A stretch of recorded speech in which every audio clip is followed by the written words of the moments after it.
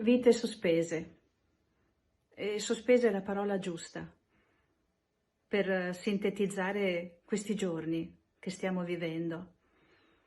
Una situazione che non avremmo mai potuto immaginare. Essere catapultati in un film di fantascienza.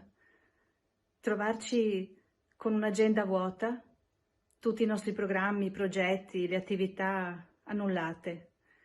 E vivere ogni giorno come se fosse il primo giorno, inventarcelo, di volta in volta, riempire un tempo che sembra infinito, una giornata lunghissima da passare chiusi in casa.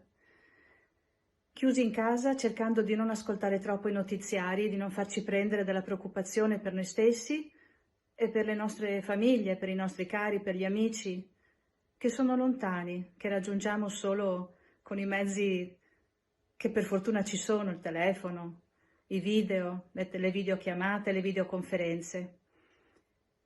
Però anche c'è la preoccupazione, ma anche la speranza di farci carico quando tutto sarà finito, perché prima o poi dovrà finire, per rendere il nostro mondo, la nostra vita molto diversa da quella che è adesso. E quindi impegnarci per l'ambiente, impegnarci perché questa new economy cambi rotta, perché non ci siano più persone non garantite, che non hanno un lavoro, che non sanno come arrivare alla fine della giornata, una sanità pubblica che si occupi della salute delle persone senza farcene un affare.